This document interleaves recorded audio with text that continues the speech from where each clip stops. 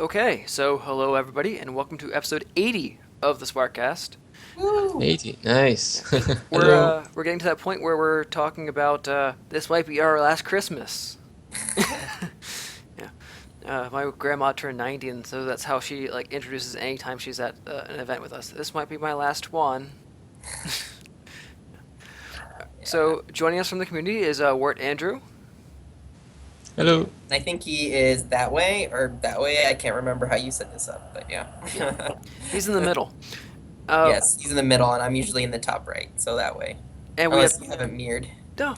It's you. You can tell yourself now because we're streaming. You can look on the chat page It's thing. not. I'm still watching a advertisement live. Oh, okay. Oh yeah, No. I have to open the chat as well. Just give me a second. Sure. So that when people feel free to direct questions to WertAndrew, and we're going to talk to him about his game jam experiences, his current project, and things along those lines. Um, Yep. No, for sure. I mean, anybody in Spark can learn a ton from where Andrew. He's, if not the most prolific creator, he's right up there. So, and all the crazy techniques that he comes with, and I think he's one of the best at finding workarounds to with Spark about if something doesn't do it his way. He knows a good solution around that. So.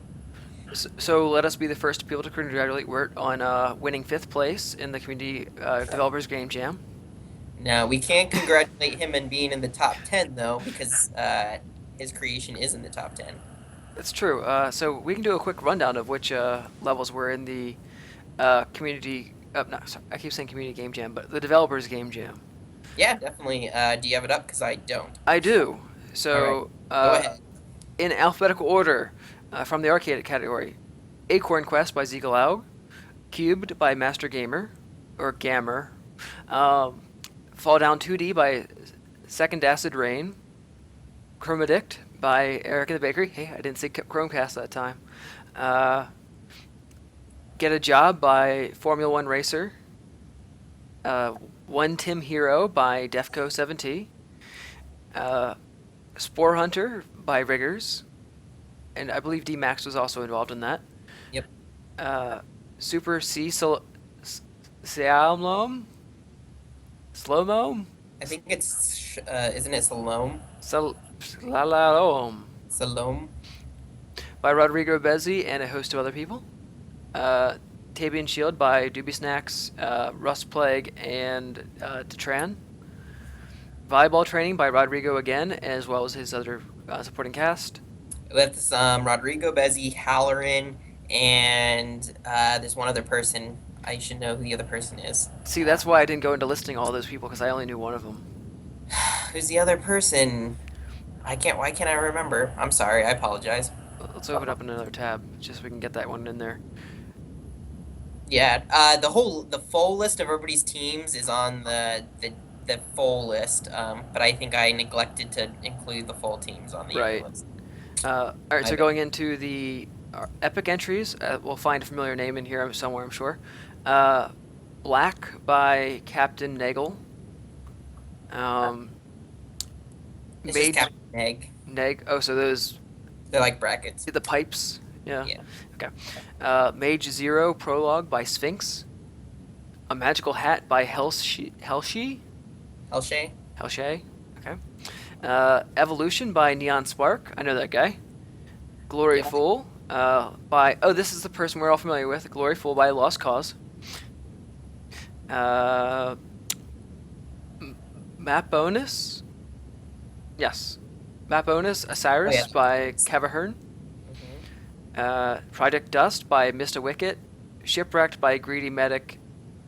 And wait, what did I say? Mr. Wicket? Yeah, Mr. Wicket and Greedy Medic. Those were the last two. And Terminal Island by Tackleys. I'm sure I didn't miss one right there. Okay, and the last one, of course, is Overthrow 2 Resilience by WertAndrew and a host of other people. So, do you want to go ahead and introduce your project, Wert, and introduce your team and what the contributions were?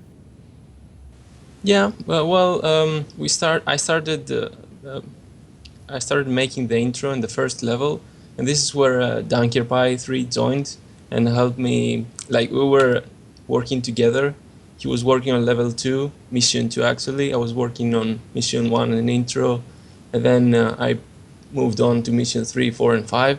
But then we thought, why not do voiceovers this time? Like, it was my first time doing voiceovers in a game, and the reason I didn't do my voice in the game because like you can see me talking right now, my pronunciation is really bad.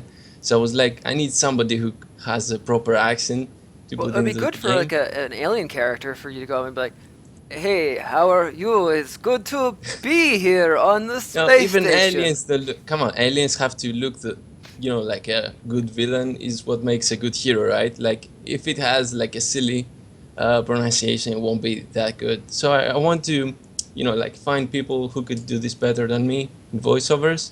And like the first candidate was Lady Lex because I had a female protagonist. So I thought she's a perfectionist, she can do a really good job, and she did. And then Donkey Pie did a bit of some voices. I did only one.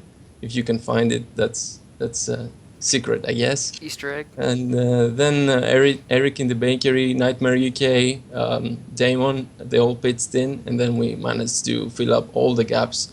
And honestly, I wasn't expecting to fill all the gaps so fast and so effectively, but everybody was super helpful, and we managed to put everything in time, a week before the deadline. So we had plenty of time to debug and do other stuff. Though I have to say, I did give you guys like half credit on the judging because Eric's was just so horrible. It was like he'd put no effort into whatsoever. He was like the creation well of Project Spark.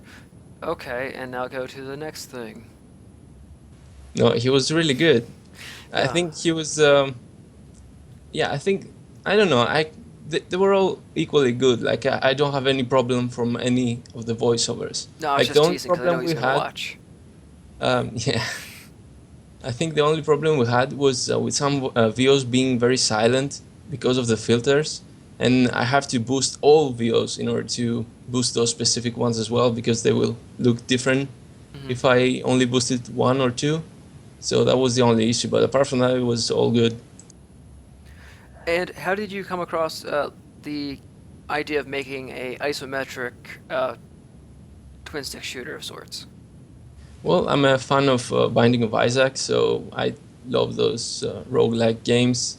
Like I couldn't do a progressive like roguelike similar to Binding of Isaac because I tried with Bob, and I'm not really that good in programming. Even with Bob there, like I didn't have the motivation to pull it 100%. That was the first idea. But then I learned from my mistakes, and I said, you know what? What really hindered my motivation? It was basically the fact that I couldn't see the map where I was building it because it was dynamic.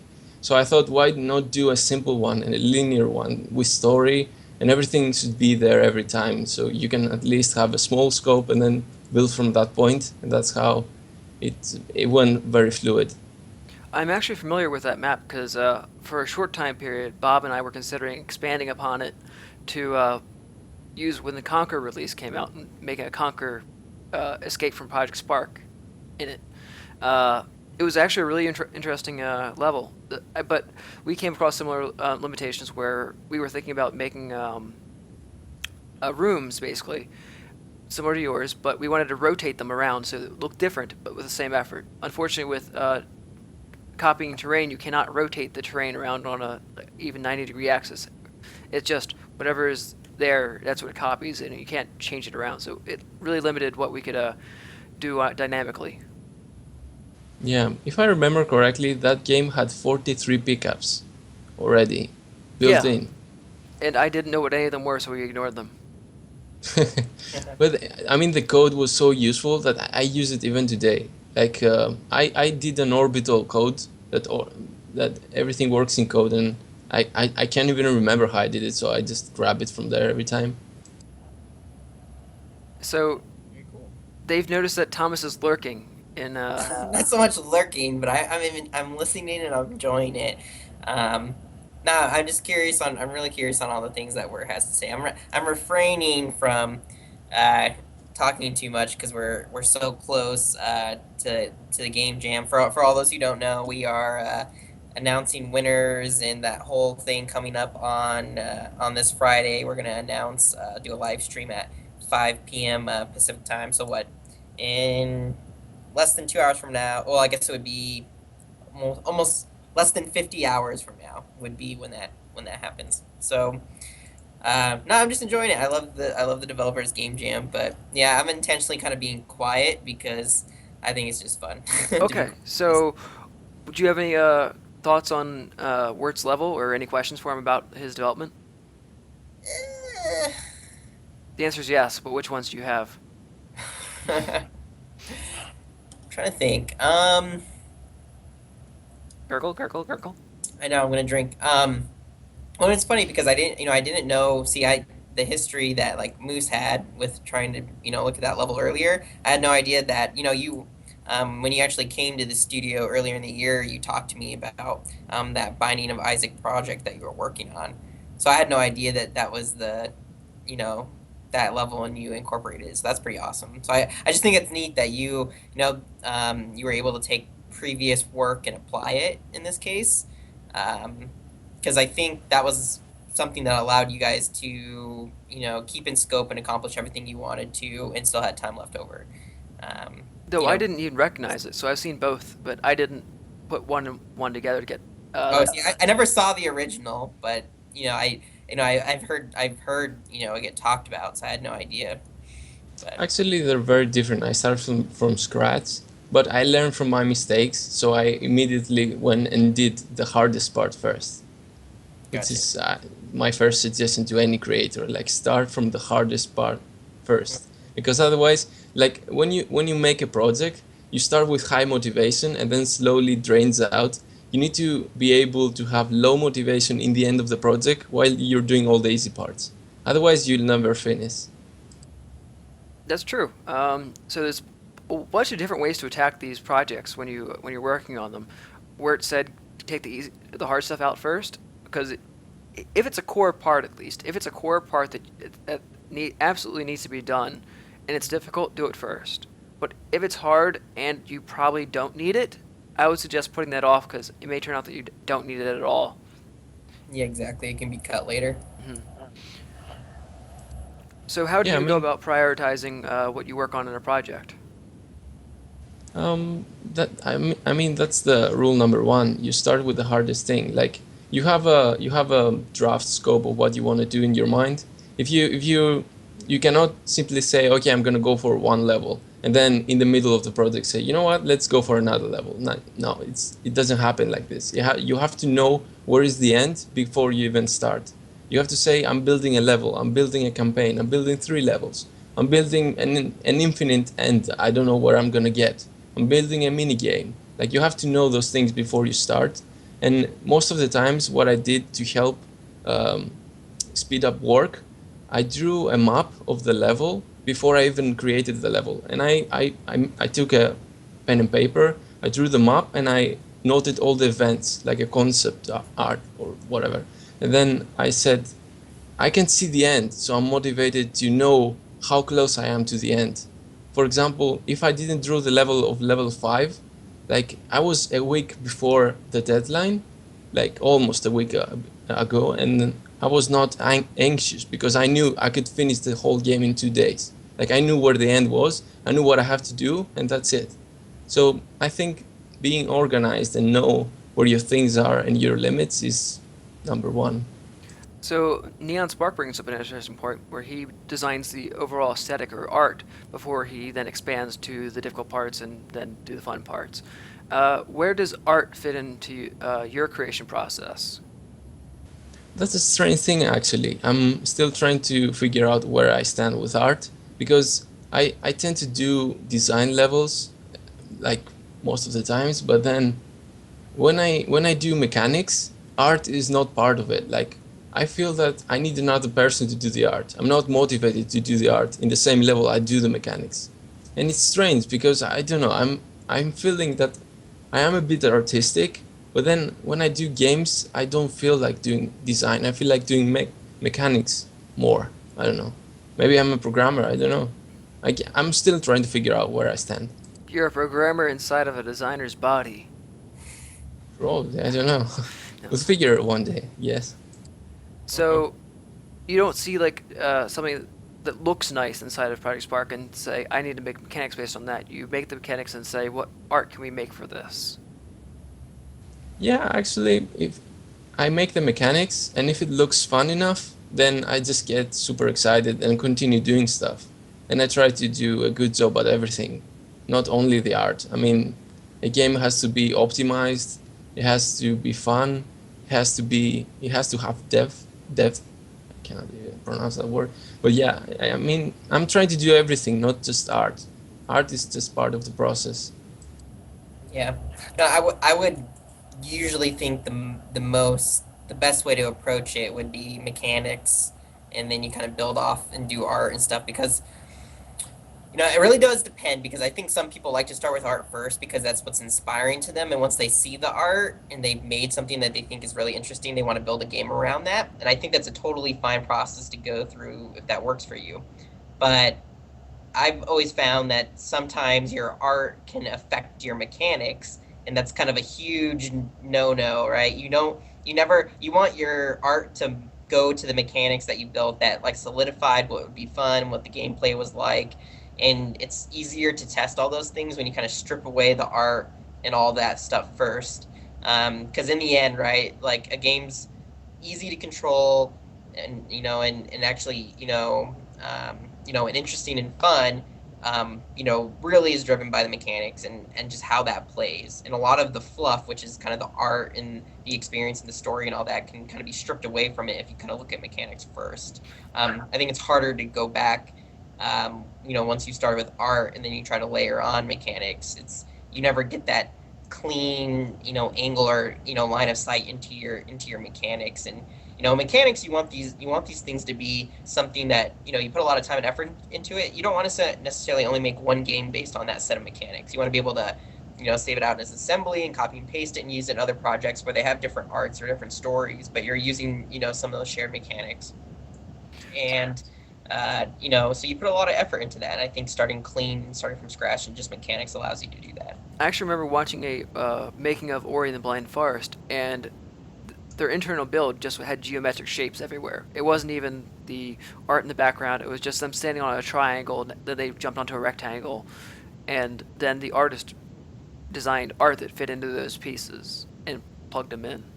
Mm-hmm. So that's when they're building the mechanics. They don't need to know how beautiful it looks. They just need to make sure that he jumps on that platform and then the platform falls the correct way.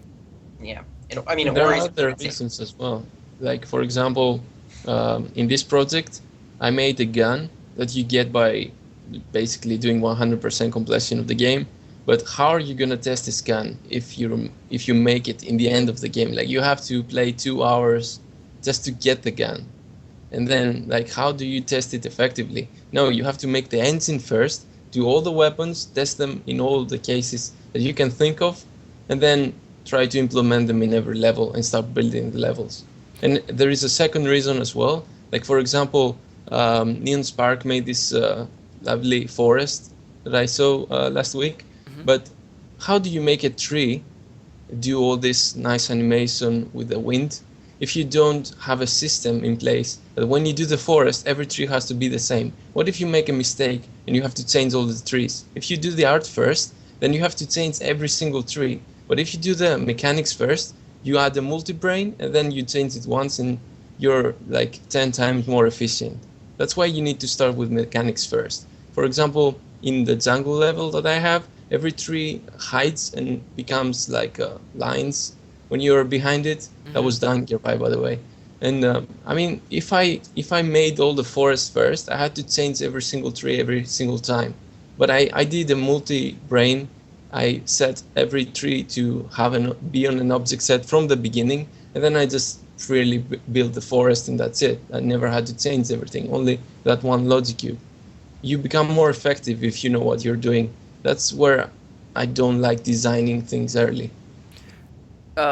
Neon Spark does mention that that's why he prototypes rather than producing the full thing all at once, which is another great way to go think about that. So You mentioned that you had a variety of weapons. So what was your thought process going into creating the variety, and how did you make them all different and balanced? Well, I don't know about balance because I haven't got enough testing that told me, this gun is not that good or. But I think, well, that was part of the debug in the end. Like me and Darnkir Pai were playing hours and hours trying to get the right combination of, like reload times, velocity, so many little things. I don't know. I said, you know what, 7 categories of weapons. Some categories can be replaced with hidden secret weapons. And that's it. I made the engine.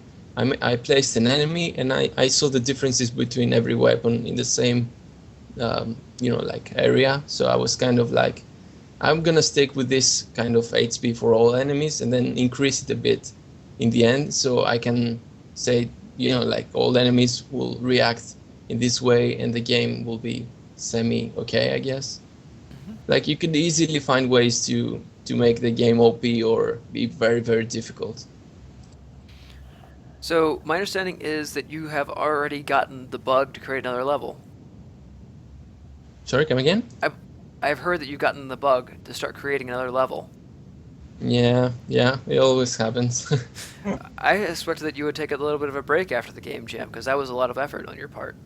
I would say though the game jam, entries were due like almost a month ago at this point, so there's been a decent break.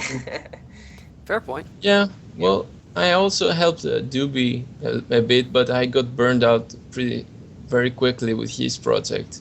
But he's creating a really cool project as well. But then I got the bug again, and I really wanted to make this dialogue system I'm making now for Ziffles. So I don't know, it just happens. Like one day you're feeling all like, I cannot do this anymore. The next day you're like, you know what, I have this new idea, let's go do it. That's how Spark is, I mean. It's like it sparks your imagination. Sorry, Pun Hell's a real place. So what is the project that you are working on with Ziffles? Yeah, well, you've seen his videos. He's trying to create a tactics game, which is turn-based, and he's trying to nail a full game out of this mechanics because nobody has done before. They only prototyped but not made the game. So I told him like this would be a cool idea to combine all our strengths and just try to make a game that will be like super awesome. And he's basically making the combat. I'm making some dialogue system that is basically very dynamic and powerful. And I think he also wants more people to contribute. Like I think he asked Bob as well, and he also asked Defco to do some art. So yeah, he's trying to recruit a team and build this game. And I think it's awesome. Like from what I've seen so far, like it has great potential. Do you want me to show the screenshot that you shared, and then you can explain what's Yeah, on the yeah. screen? All right, so it's up right now. Cool. I'm looking forward to see this 20 seconds later after everybody else. So you can go ahead and start explaining it. So yeah, this is basically part of the character creation, and what I did is that I created a logic cube, basically some logic that can take any UI from any menu, from any situation of the game, and take information from the seed that sends all the information it needs to show in the screen, process it, and then give an output when the player is done. So basically the character creation and the cutscenes and the shops in the game will be the same, just one logic cube. It will be all part of a mechanism. And I made it so that it takes images, it takes camera settings, and then it just, the seed tells him, you know what, you need to do this, this, and this. And in this way, you can do menus in like one click. Like you only need to change a few booleans and you got yourself a new menu. Like new variables, new icons, new placements. Like it's there. And I've done 4 screens of this character creation, and it took me like, I only did a lot of effort to build the whole system. But as soon as I did, everything went super fast. Like I did 4 screens straight away. I only had to copy the page and change some text strings, and that's it.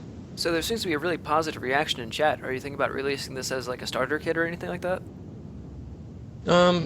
Yeah, I guess. Well, part of the UI is already in my starter kit. Like anybody can use those images if they want, but the icons are the ones that I implemented for this project. And yeah, I guess if we can make the a starter kit out of the icons as well. Like they're not mine. I just grab them for the internet and I will give credit. Right, but I meant the But cube as far as like the dynamic nature of it and teaching people how oh to yeah, yeah, make use of yeah. it. Well, yeah. If Ziffles wants for me to make a starter kit as well, like before or after we make the project, I don't mind.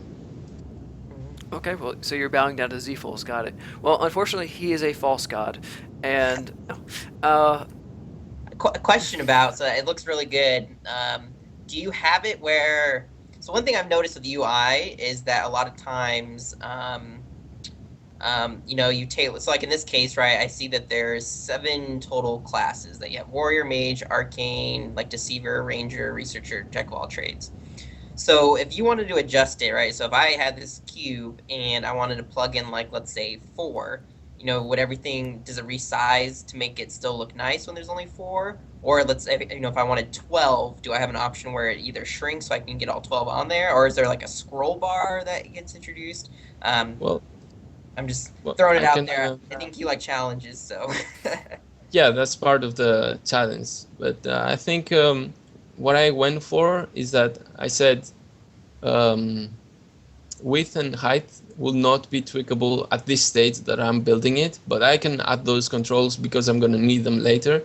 But positioning is able to be tweaked now. Cameras, number of choices, the spacing between the choices, you can also tweak.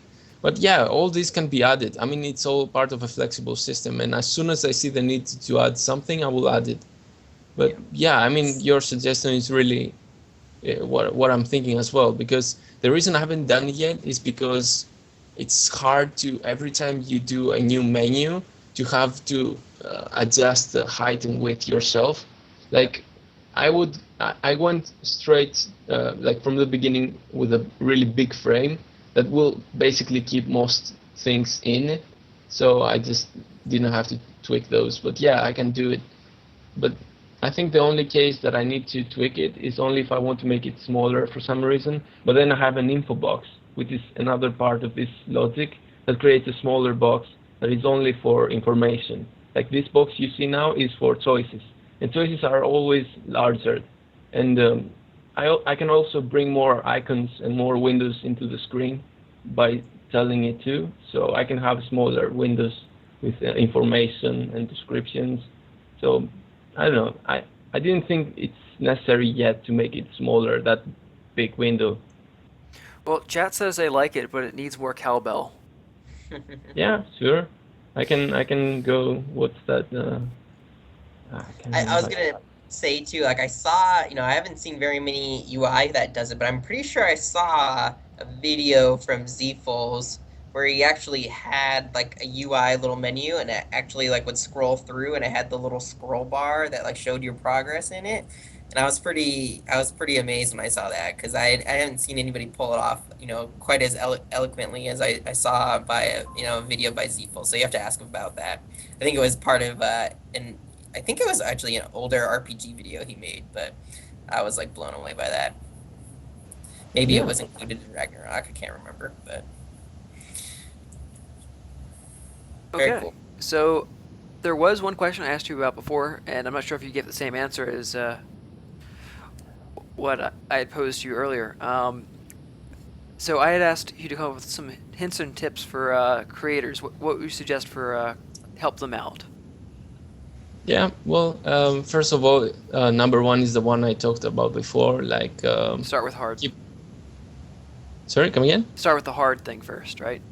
Yeah. Start with the hardest mechanism of the game, whatever it is, and know your scopes because it's hard sometimes to increase the scope and some things after you've committed, Like the two things that I always know beforehand is the size of the map, and I think it's only the size of the map. Oh yeah, and whether it's one level or a campaign, because you need to use different variables.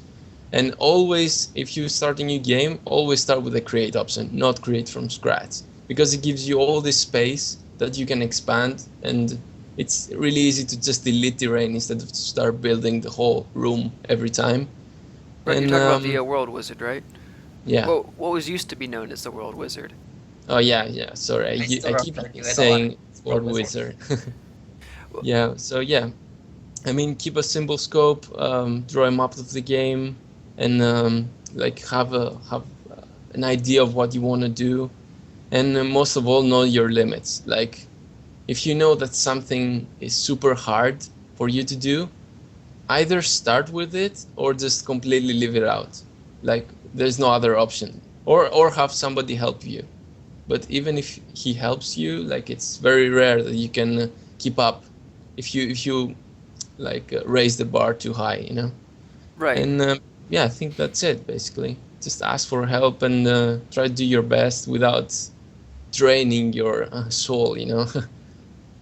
So if you were to work with someone like Project or ZFools, and then they were to start the game and make you this awesome grid or this awesome random generated mechanic, and then said, "Oh, I don't feel like working on it anymore. You can finish it," and then you're just like, well, "I don't know your code," right?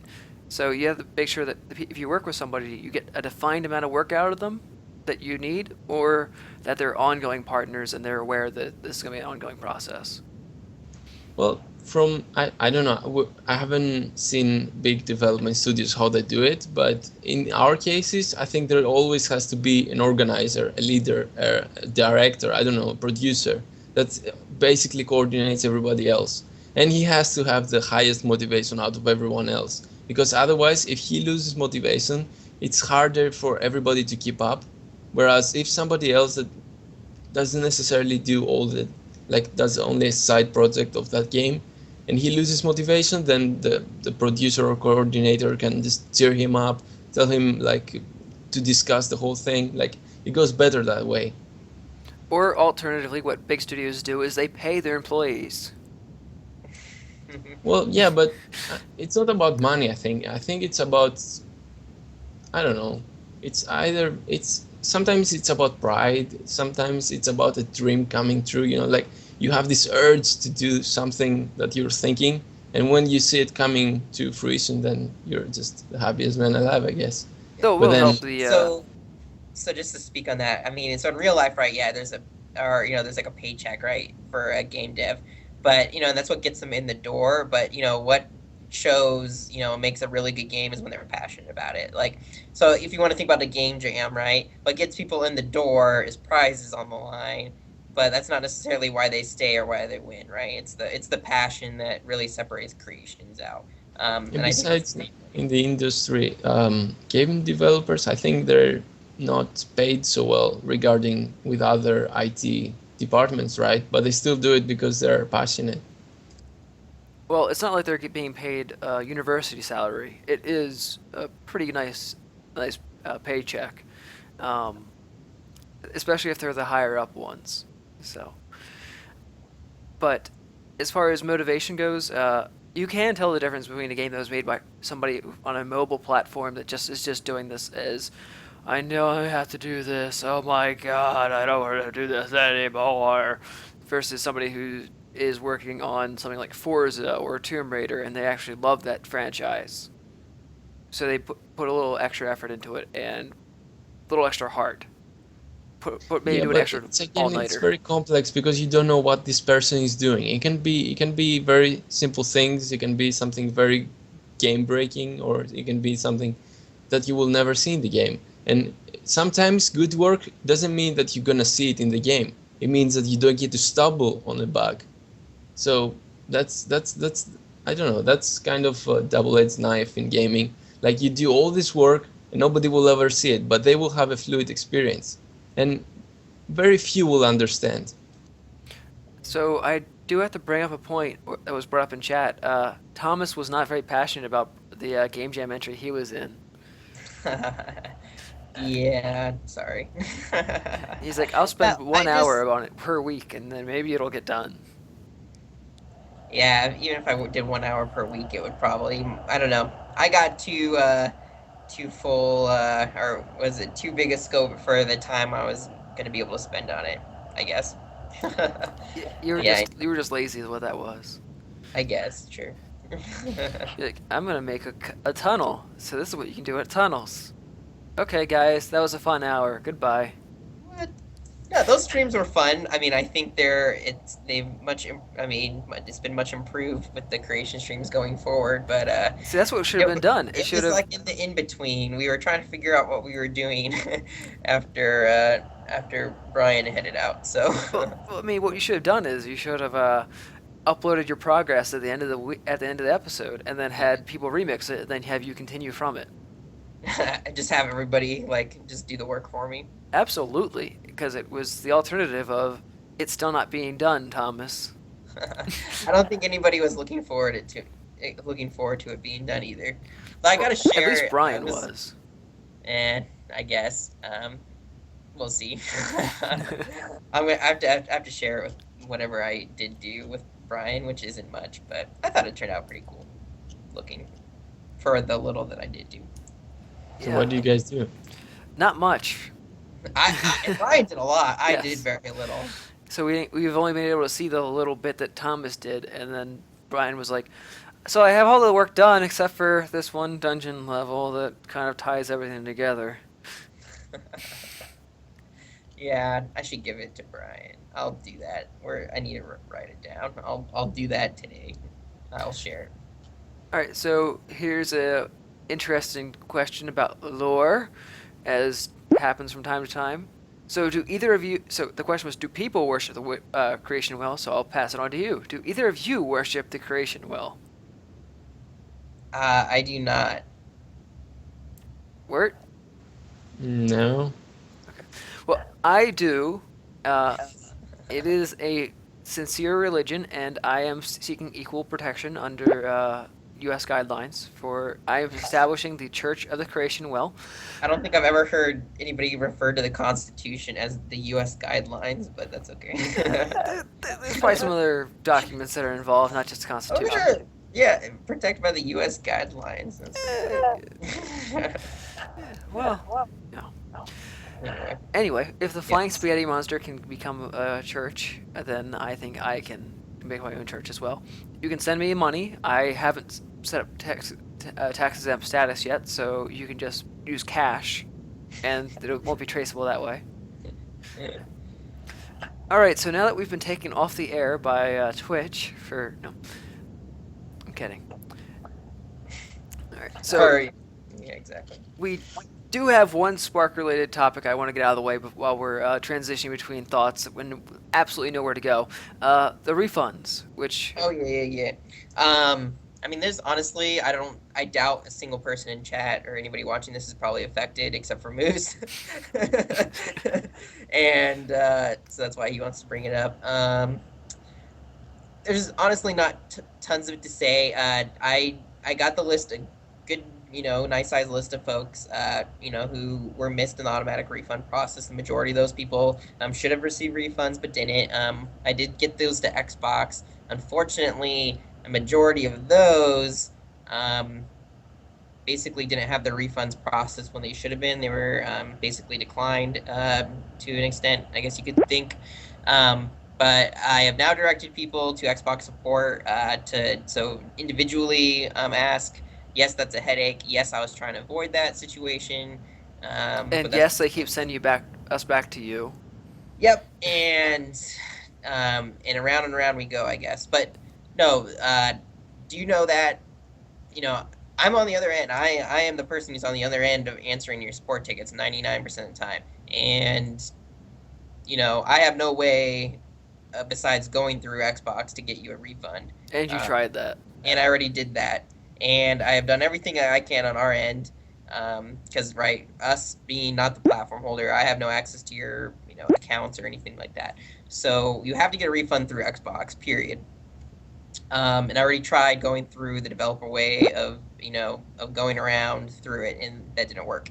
So, yep, we are sending people through Xbox support. I'm trying to help where I can. I have public statements on on our forums saying this is exactly what you need to read. If people have questions, you're talking to a support person and they don't know what they're saying, you can direct them here. But yeah, and I will keep iterating that. And I will It's terrible. emphasize when you are talking to these support people, be polite. Yes, You they catch more will. flies with honey than with whatever the. Most definitely. I mean, I answer my fair share of support stuff too, and anytime anybody's rude, it's a very good reason, just to stop helping. I mean, like, it's very hard to get through to people when they're going to be very rude to you. So, it's very easy to just, all right, okay, well, moving on to the next person who wants to actually be helped. So, yeah, be nice, be polite. Of course, these people aren't necessarily going to, know what's going on with Project Spark. So you have to show some patience while you get them briefed on on the situation. You know, have evidence that whatever you can. I guess apparently they are asking for proof of purchase for some folks. Uh, but yeah, but I apologize. I can't apologize enough. I think I've apologized to every single person. I will keep apologizing. Yes, it's a disaster. Yes, it looks dumb because Xbox and Project Spark aren't coordinated on this. That I try to resolve that. It didn't happen as much as I tried. So there you go. But it's a really small number of users. Impacted is like 50 people, which is a lot less than. I mean, that's like less than 1% of the total people we sent refunds to. So there you go. So for people like Zfos who haven't submitted a request for a refund, are they SOL? I mean, at this point, he just needs to talk to, if he thinks he has a case for a refund, he just needs to talk to Xbox support. But I can't, sending it to me does no good now, since It I wouldn't have already, done any good anyway. Anyway, so well, it should have done good. It should have gone a different way, but it didn't go that way. So, and I'm just gonna again emphasize be nice because when I worked as a cashier at a movie theater, if someone was a jerk to me, then I had no qualms about letting them buy more expensive stuff and then me not tell them, but there's a deal.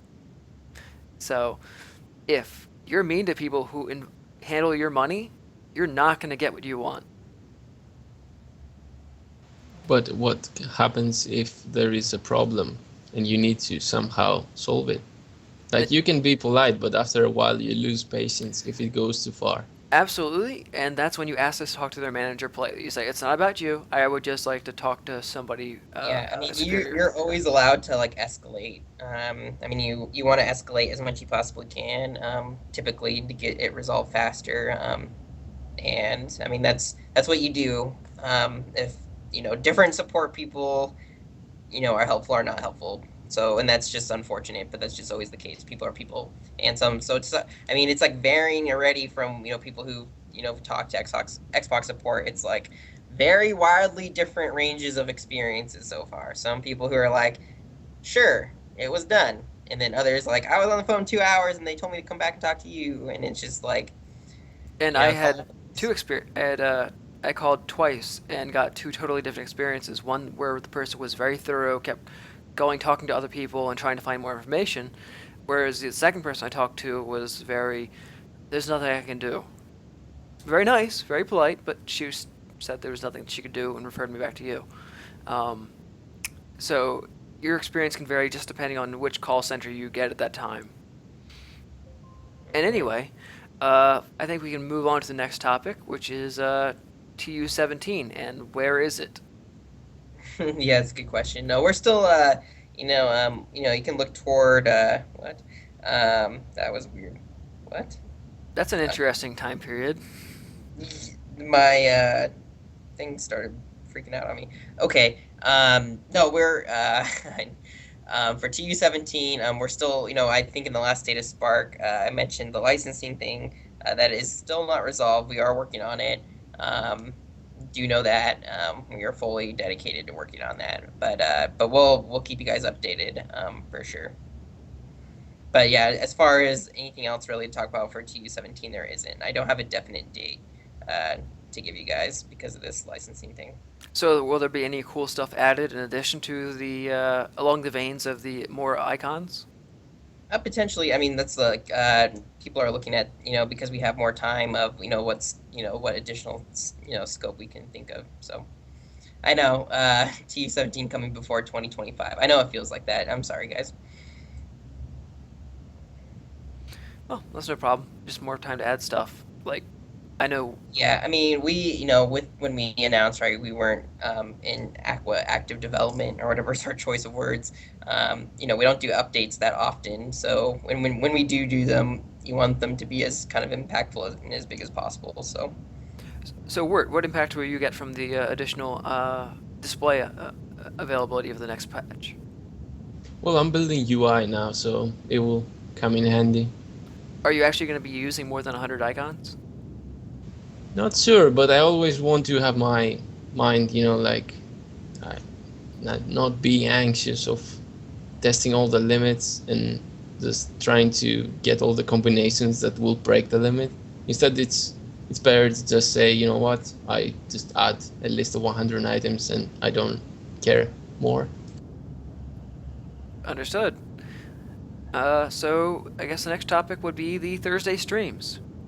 So, this coming Thursday, there's the Pine Forest. So, there have you? is, yep, we're looking at Rapture One's creation, Pine Forest, which is actually his very first creation, if I am correct. He can tell us in chat if that's not true, but I'm Well, pretty sure. he's made other starter kits and stuff like that I know Oh of. yeah, but I'm pretty sure this is his very first creation. So, Uh, are you going to be participating in the remix, or is all your time devoted to your current project? I don't know. I'm pretty excited with this UI thing. Like, again, I'm not really up to design unless I want to do something very specific and very grand. So I'm not sure. Oh, we'll see. Like, tomorrow is another day. Like, I always change ideas on the fly sometimes. So if you see somebody else's idea, you might go, "Oh, that's a good idea. I can do something similar, but maybe I have to do this. Make a giant Eye of Sauron in the middle of his mountain." I mean, design comes easily. I think it's easier to do design than to do generally mechanics and stuff in Spark, even though the tools are the opposite. Like the coding mechanics and the coding editor tools are way better than the design tools, and still you can do design faster. Oh, Neon Spark mentions that he needs that Orca art. I believe I posted that Orca art, didn't I? I hope not, because I'm trying to save that for a State of Spark. Oh, I'm So. pretty sure I did. Well, I at least transferred it off my phone. I can't remember if I posted it or not. Anyway, uh, there was a few pieces of art that were strewn about the Team Dakota office that I was given the okay to take pictures of this time. Whereas the first time I went, Mike was like, "No pictures of anything unless I say so." Okay, Mike. So, yeah, I got a bit more pictures. I got some pictures of other fantasy races. I guess I can say that. Some really old concept art, like of the rustic houses and stuff like that, and the zombies. Uh, yeah. The one that mentions silent infantry suggests that the community creation stream go like multiple weeks on a similar on one project. What are your thoughts on that? Yeah, I mean that's not a bad idea if we wanted to see something continually like develop. I feel like it might get boring though after a while. There's like potential for that because you're like consistently in the same world, and it's also difficult to choose a winner, right? So for instance, when we did, Combative Quill's Cityscape, and we looked at that, like a obvious one that was really cool was the one where everything was sunken under snow, but that's very different from her, the vision of that creation, and so with that's obviously really cool. It'd be awesome to see remixes come from that, but it's also that person might have not had that idea if they were trying to build on this narrative of like the beginning. And so I feel like it could hurt potentially innovation too. And then we also would if we kept doing with the same thing, we'd also um, kind of hurt. We want to be highlighting as many creators, right? Somebody who we're getting to choose a unique creation every single week. I think that's really special for that creator when that happens. And I think and seeing all the remix stuff come in, so we would lose that advantage, right? Mm-hmm. Or that experience. So I mean, it would be cool. It'd be really sweet to see like what it would be really hard to choose like what remix to would be the best, right? But if that was the case, I mean, you would obviously come to a really cool product at the end. But or it's kind of you either come to that or you come to a whole bunch of really cool remixes across 4 or 5 different levels, right? You could also do an assembly um, remix. Like for example, if somebody made an assembly level, like somebody could remix and use those assemblies, or a mechanic, like for example, a virtual keyboard, like the one I have to add the player's name. Like you can have a level that only has that, and whatever, like other people can continue it. Yeah. This is actually Yeah. pretty close with the Pine Forest one. Yeah, actually, yeah. Hmm. Yeah, I mean, with Pine Forest, I kind of thought that would be a great creation because it's just begging for gameplay and mechanics to be added. But like a lot of the aesthetic work is done. Where and I think I wanted to push more that route because we've seen in the past like more focus on aesthetics. So I kind of wanted to do a nice nudge into that direction to see what people could come up with, you know, with mechanics and gameplay as opposed to continuous. A lot of aesthetics we're seeing as opposed to gameplay. Though that was an on-the-fly suggestion, though, because you were lazy and didn't pick up a level No, ahead of time. I was super prepared. Oh yeah, absolutely not.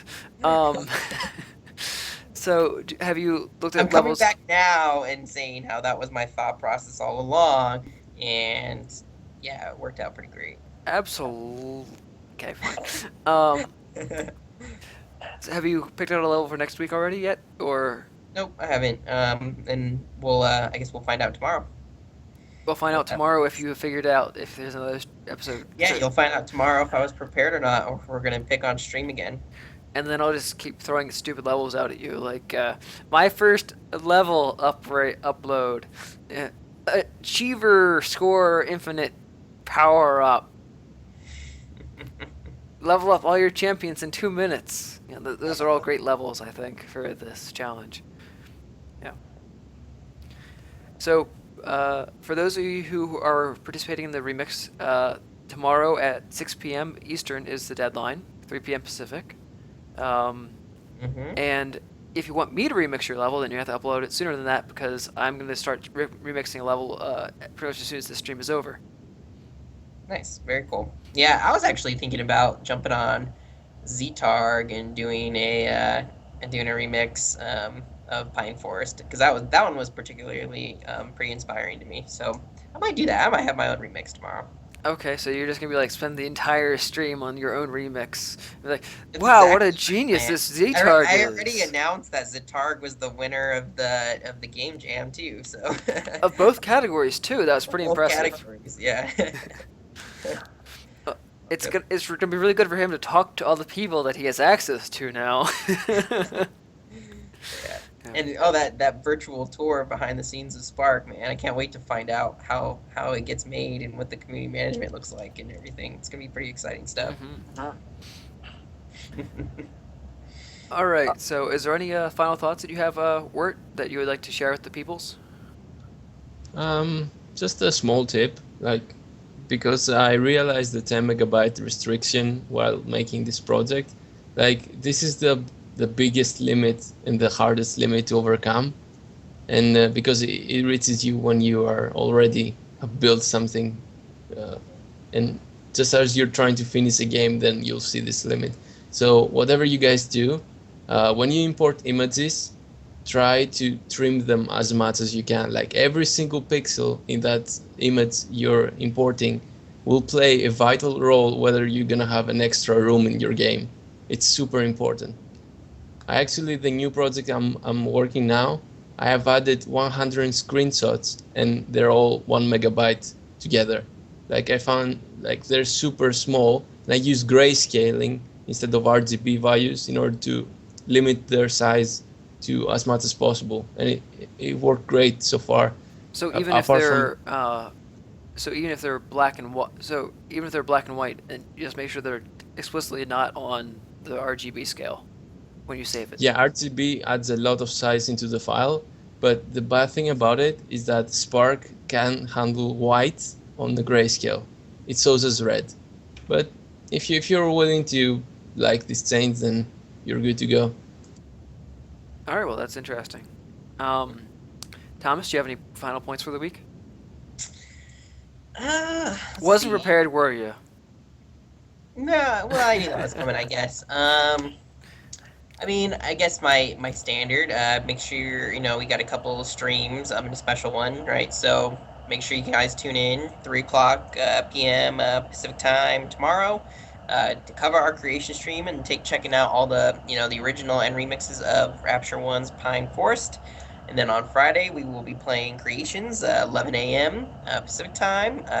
We'll be looking at uh, another round of developer game jam entries that we haven't played yet from the top 20 or top 10 in each category.